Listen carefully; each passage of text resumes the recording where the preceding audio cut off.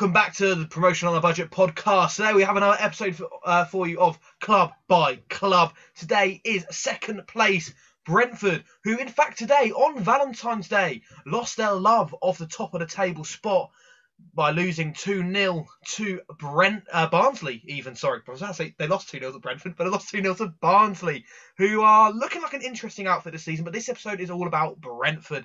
Now, Josh, tell me what you've made of Brentford this season. They have quite easily proven that they, again, are probably one of the teams that you would quote as too good for the league. The run that they put together, I believe, has hit the fourth longest unbeaten record in the league's history, behind Reading. I believe it was Reading, Fulham and Burnley. Don't quote me on that. I think that was. I'm not quite sure. But obviously, they put in a resounding performance against Reading in the midweek just gone, coming out 3-2. 3-2. I wish we scored two. 3-1 winners in that game with two very late goals in that one. But having watched that one, and obviously I am going to have to kind of focus my view a little bit on that because I've seen them so recently. They were phenomenal. They were disciplined at the back. Going forward, they looked lethal every single time they came forward. Ivan Toney should not be in this league. He's, again, we said it in about Emmy Wendia in the Norwich episode. We'll say it again about Ivan Toney. I don't think the guy he's too good to be in this league. He is absolutely walking through certain defences. Not talking Readings. I mean, he did get two assists and a goal in our game.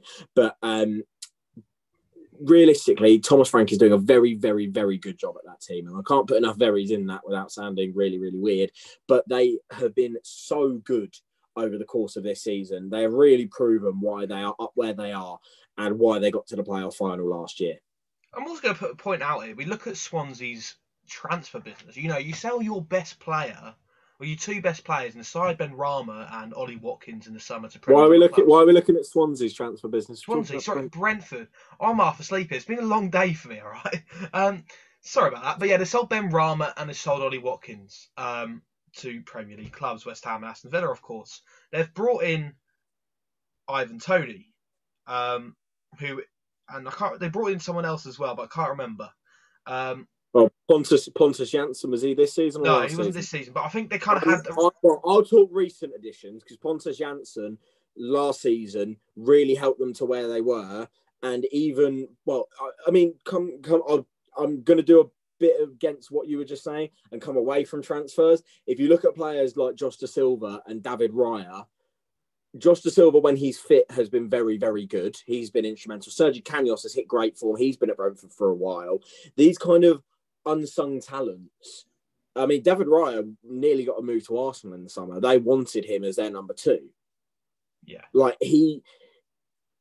individual players like that, but I mean, they're not quite transfers, but individual players like that have really stepped up to the mark again this season. And you don't necessarily see that from teams that lose in a playoff final.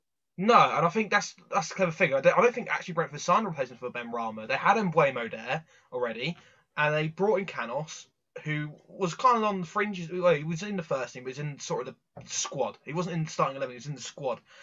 And now he stepped up to the plate, taken Ben Rama's spot in the starting lineup, and he's done excellently. And Ivan Toney is just incredible. You've already touched on it, and he's been excellent. And their transfer business is so good. They've spent $4 million on Ivan Toney, managed to make 33 million was it on Ollie Watkins, and yeah, that's ridiculous. Yeah, they got brilliant transfer fees in. Well, because I believe Ben Rama initially was a loan, but I think that has now been made permanent. Yeah. But there's another player that I do want to touch on, and that is Ethan Pinnock. He's very interesting because he doesn't stand.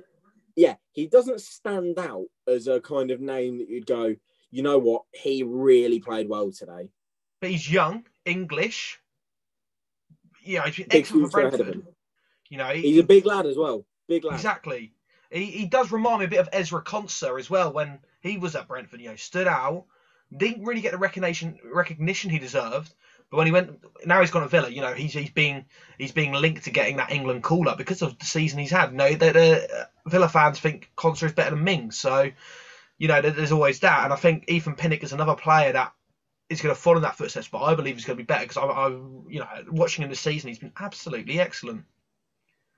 Yeah, I mean, the guy, he's relatively quick, he's strong, he's got a lot of things about his game that a lot of defenders lack, and a lot of attacks seem to not really be able to get past. I mean, if you, again, I'll liken it back to Reading. I know him and Lucas João had quite a good battle throughout the game because they're quite similar in their stature of physicality and what they do in their game. João is a very much a hold-up player. Ethan Pinnock, very kind of strong in his game, very physical. And that was a great matchup to watch from a neutral's perspective.